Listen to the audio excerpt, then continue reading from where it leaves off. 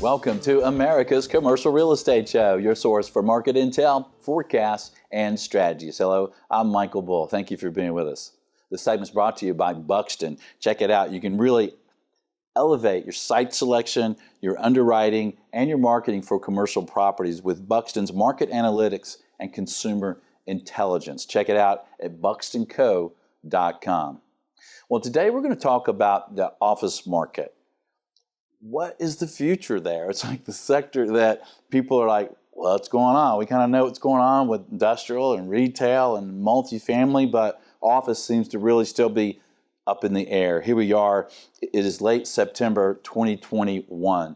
We have COVID is still around. We haven't gotten rid of it yet. Now we have, another variant and then another variant. It's like, what is the end of this? So what's it mean for the office market? What's it mean for employees? What's it mean for your career as an employee? What's it mean for your company, your productivity, your efficiency, your culture? And what does it mean for office values moving down the road? Well, please welcome my guest. It's K.C. Conway. You know him. He travels all over the world, traveling to the world.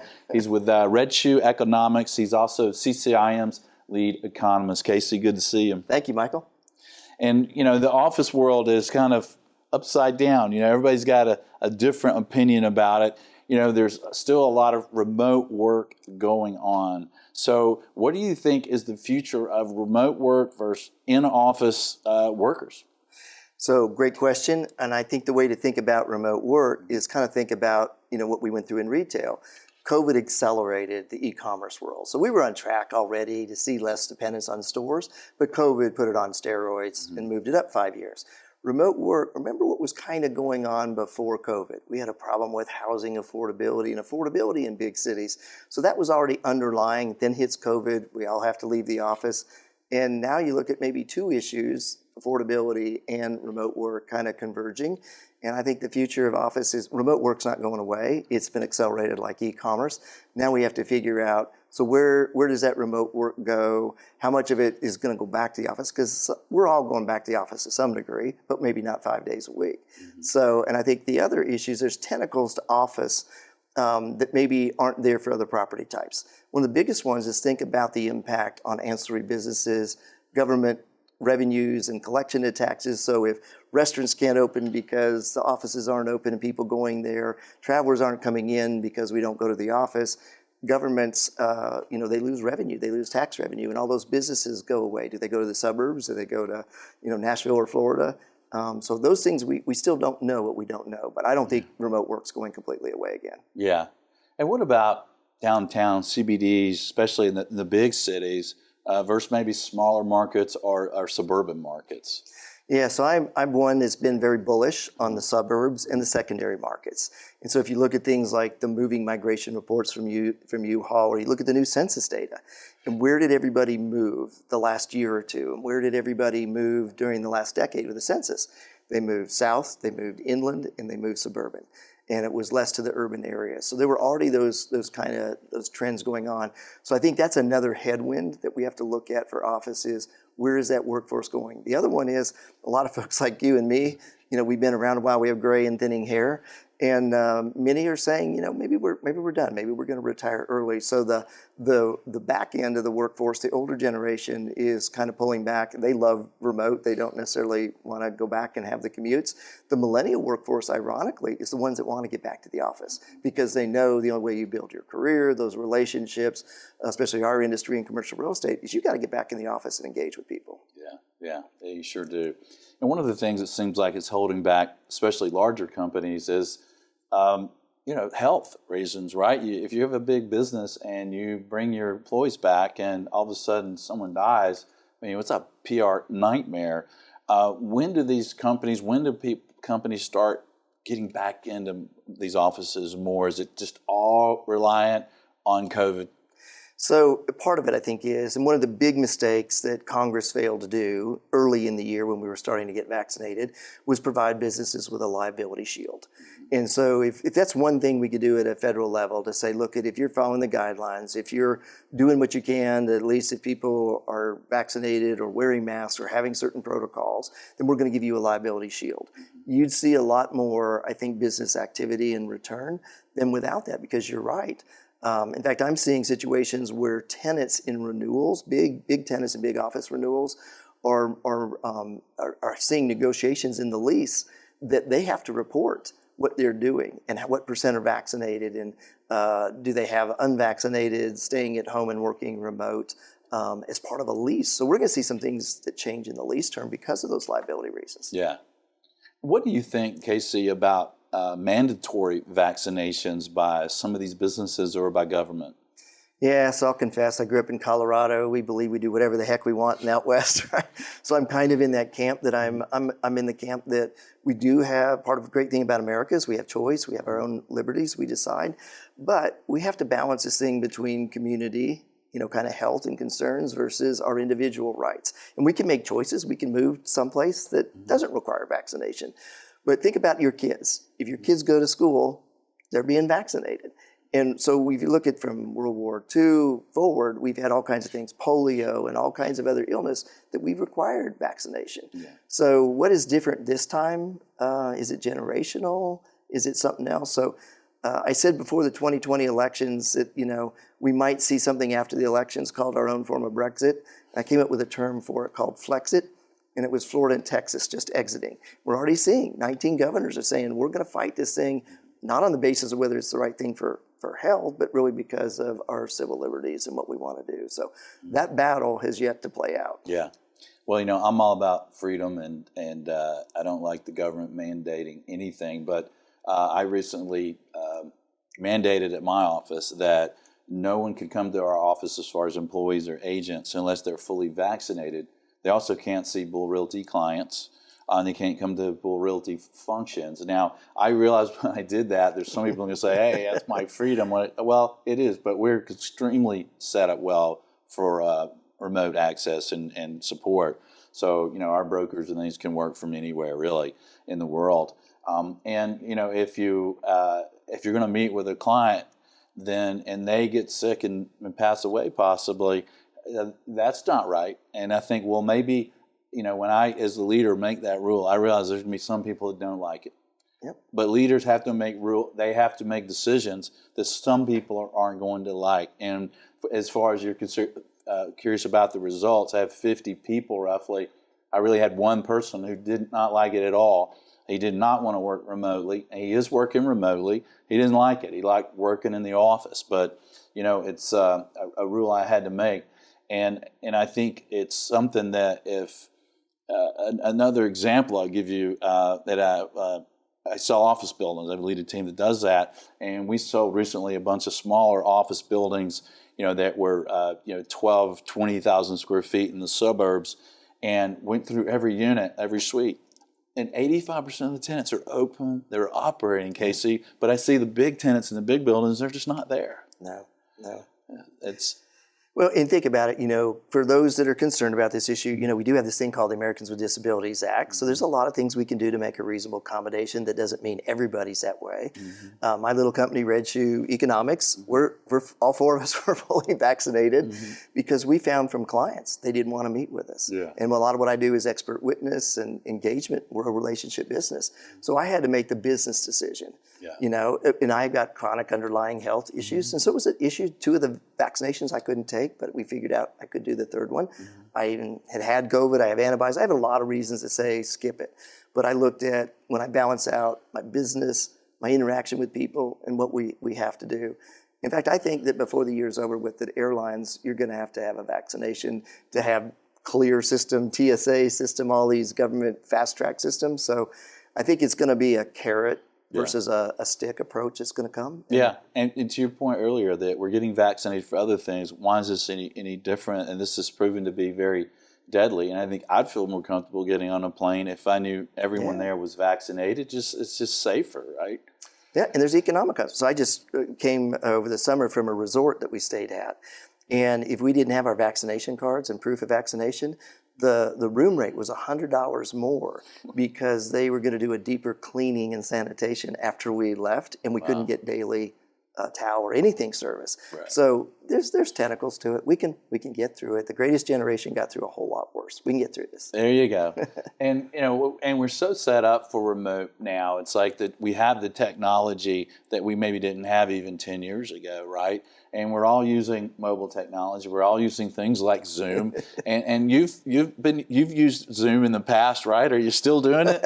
I still do. I'm so glad that hopefully we're going away from it, because I really do think there's something that's lost in most industries if you don't have that client or peer interaction. And for our young people, how do they really learn their business and their craft without some degree of one-on-one Or interaction? something's gained as well, right? Yeah.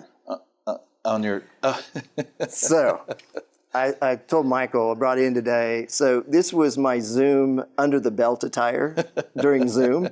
For those of you that are on audio, it's an orange pair of shorts, and the backside of it has a skunk saying, "It wasn't me that did it." So I've transitioned, I put away my Zoom pants, and I'm back in the grown-up pants again. There you go.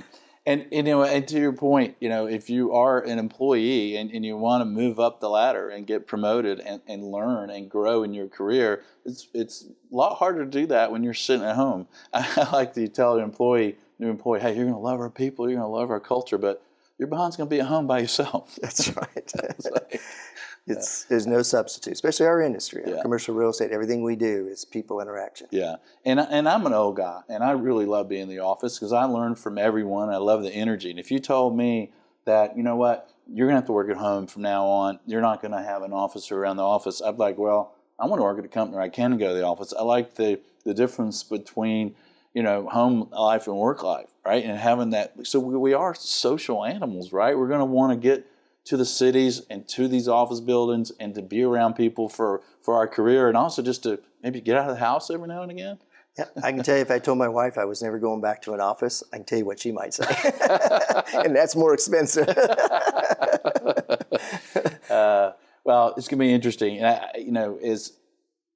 we talked about, I asked you about the timing, and I asked you, is it really the time with these big companies get back in the office, is it really about COVID, or do some of these maybe mandating vaccines or showing proof of vaccines or doing testing once a week? Do some of these companies start to take the risk when they start realizing that it's hurting their top line numbers, their bottom line numbers, or profitability? I think absolutely. So people are looking at efficiency. So some industries, the financial services industry, Jamie Dimon, JP Morgan said, I could never imagine, or Citigroup, I could never imagine 90+% of my workforce working at home. It was never going to happen. It happened. And guess what? They produce some of the best efficiency ratios because a lot of financial services is automated, unless you need to use a branch. Other industries, medical, technology, whatnot, that's not going to be the case. You got to collaborate on a project or a team. So I think for some industries, the efficiency has gone down, and you need to be back in the office. And I think the grown-up executives at some point are going to say, okay, enough. We got the protections. We need you back in here collaborating, developing software, doing research and development. Others, maybe you can do more financial services activities at home. Yeah. So it'll be different by industry. Yeah. Well, I think it'll be interesting when it is considered safe to get everybody back together. In my opinion, it's going to be a rush back to the office, and I think a lot of it is because turnover of your people is a lot more expensive than the office space. So thinking that you're saving money by not having office or having less of it is a crock, in my opinion, because that onboarding, that recruiting, that onboarding, that training, the collaboration, the retention. When you look at the cost of a business, it's number one to the people, right? Yep. And I think, there's other pieces that are going to come back into fold. So things like daycare. We've got schools coming back. We'll have daycare open up. So for a lot of families and professionals, we lack those infrastructure elements. So when those come back in place, I think we all, I told my wife, I said, one more time where the beagle's barking in the background or something's happening, it's like, please God, when can I get a day back at the office? We are more productive and more focused. But I think those are elements that have hurt. And the other of this hurt is we've incentivized a lot of people not to necessarily financially have to be going back to work. Yeah. And that's hurt us a lot. So, things like believe it or not, 1 in 4 Americans aren't paying their rent or their mortgage. They're in forbearance programs. And many of them they've had income, they could do it, but they just decided not to. I have neighbors that have been out, buying toys instead of paying their mortgage, saying, don't worry about it. And they were fully employed. So I think some of these other pieces that will help. You guys must have some great neighborhood parties. I say, let them buy the toys and let us get invited. I don't have to pay for the toys. So, K.C., what do you think about as far as office sector valuations and office REITs, moving forward with what's going on in the office world? Yeah, so every time we have disruption, you and I both know that's when we're busy. That's when we want to be at a disruptive point of the curve. And so right now, everybody's going short on the CBD office, and they don't think we're going to go back to commuting and high density and all that type stuff. So if you look at something like NAREIT, they're showing CBD offices, they're down year over year about 5% in total return. But if you look at suburban, which Real Capital Analytics breaks out, they're showing suburban assets are up about 12%. In fact, what I observed, I live out in suburb of Atlanta, Gwinnett County. If you've got a 1980s, 1990s vintage suburban single-story office business park, you can't list it and keep it listed fast enough. The companies are saying, low density, suburban, I can sublet or lease small pockets for my groups to have team meetings and whatnot. Branch banks are becoming hot commodities. Closed branch banks are becoming hot commodities for office space. Yeah. We can have small team meetings. Look at here in Atlanta, North Lake Mall. Emory University moving a lot of its office and R&D type of space into an empty mall, into the old department store, because it's low density escalators instead of elevators. So that's an opportunity to rejuvenate all of that restaurant, hotel, commercial space around there, because now we bring a new type of people. It's not shopping traffic, it's office traffic. Yeah. So I think it's a time to sort out the opportunity. So you're thinking then, tell me if I'm right here, when you're thinking that CBD office values have taken a hit, and they're going to take a hit. Maybe it's 5%, maybe it's more, depending on the building, obviously. But then what do you expect to do in the future there? So here's what I think is going to happen with office. If you're watching vacancy rate number, I think you're going to be disappointed, because companies are going to say, I still need space, but it's going to be less density. Instead of 1 worker per 150 square feet, maybe I go back to 300 square feet. But then that tenant is going to say, it's not worth the same to me. So I think there's a big repricing when these longer term leases come up for renewal. And to me, the bellwether I'm looking at is sublet numbers. So Collier's, good brokerage, they just put out their summer office outlook report. And they noted that at the end of last year, we had about 45 million square feet of sublet space. Right now at mid-year, we have over 200 million square feet, which is 50% more than the peak during the Great Recession. So, and those spaces are being offered at 25 to 50% off. So they're going to suppress the rental rate. So I think companies will honor their leases, they'll keep space, it's going to be less dense, but they may pick up a sublet space instead of a new virgin one, or they may opt to do smaller chunks in the suburbs. Yeah. So I think there's a repricing to come. I think the repricing is going to be worse in the big downtown buildings, especially if we can't get the other elements like feeling safe and secure and having services. So, we all read the headlines, whether it's in Chicago or even a downtown Atlanta here. When you have 50 shootings over a weekend, that tends to reduce people's comfort in going back to the office as well. So we need our elected leaders to really go to work on helping us feel safe about those environments to go back to. Yeah, that's a good point. It's not just the safety from COVID, it's the safety from the major cities and some of the crime that's really increased during the last couple of years. And if you haven't been to one of the major cities recently, it's eye-opening to kind of see what's going on. Now, you were recently in Chicago, right? Yeah, I'll share. And Chicago's always been one of my favorite big cities. And I love Chicago. We love Chicago. Yeah. I mean, they make pizza pretty good there, There's some good people there, too. So it's one of my favorite places, except for maybe in January or February, when my nostrils freeze shut when I breathe in because of the cold weather. But I was just there, and it was the week going into the Wallapalooza big festival that they had there. So I flew in on a Monday. That weekend before, they had over 50 shootings that weekend that was just plastered. It's all you heard about. I'm driving from the airport midway to downtown to the convention hotel that I was going to be involved with.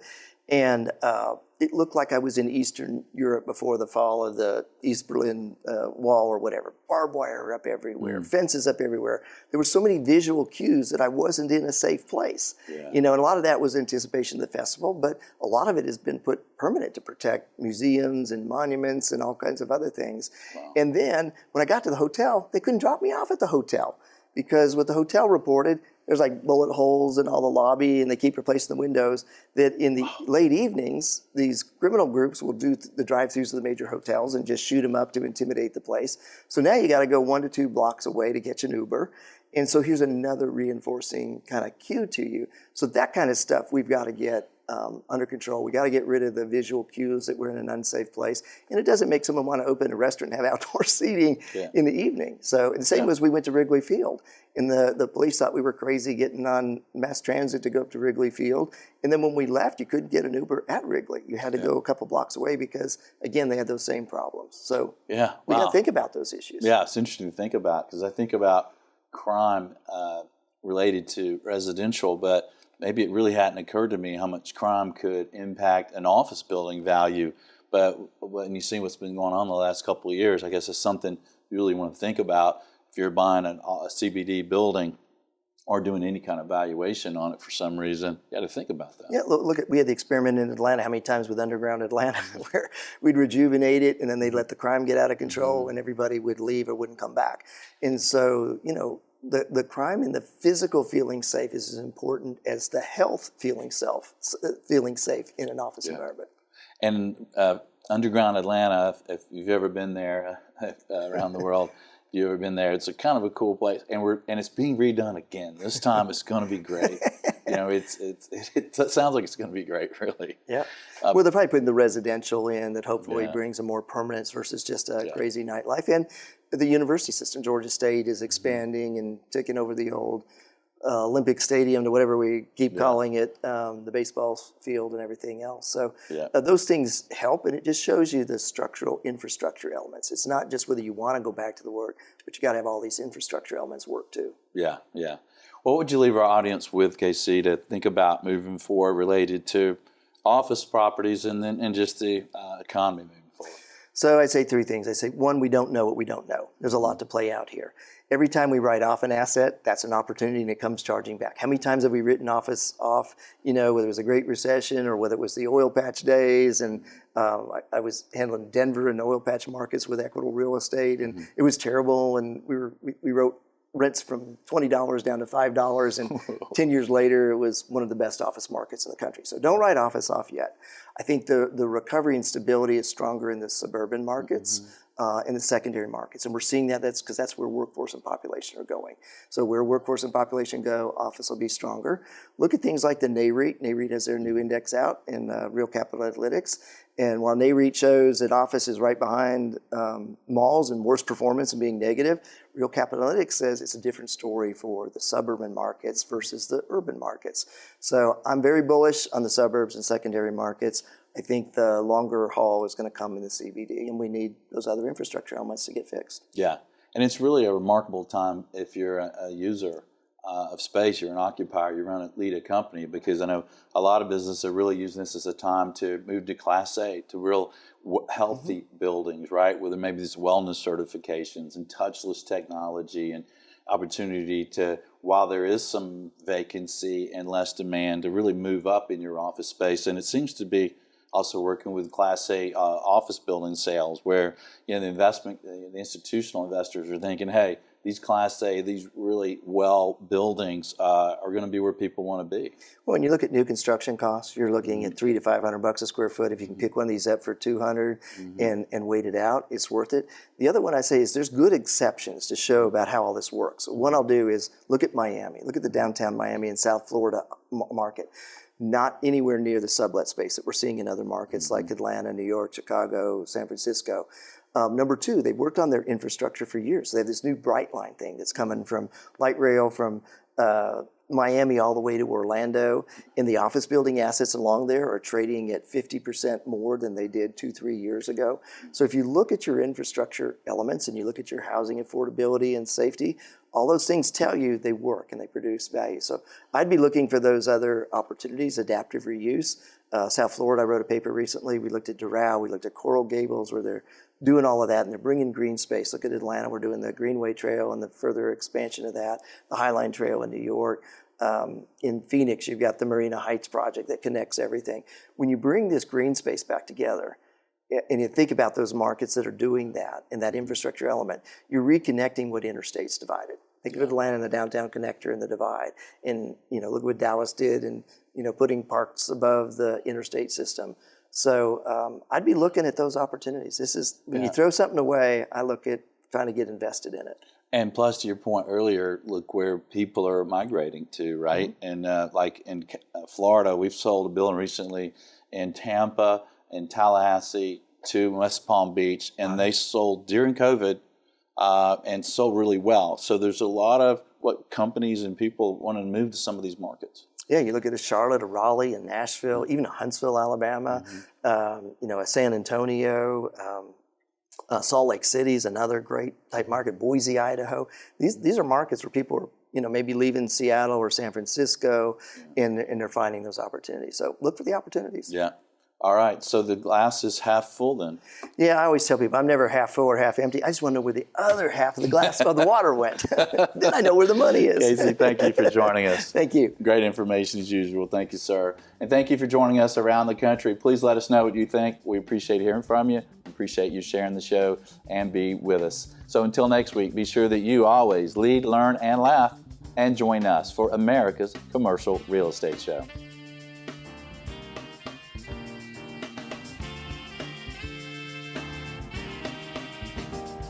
America's Commercial Real Estate Show is brought to you by Buxton. Take leasing, site selection, and due diligence to the next level. Make the right decisions with on-demand mobile data. Visit buxtonco.com. By Bull Realty. For proven commercial real estate asset and occupancy solutions, contact me. My email is michael@bullrealty.com. By Commercial Agent Success.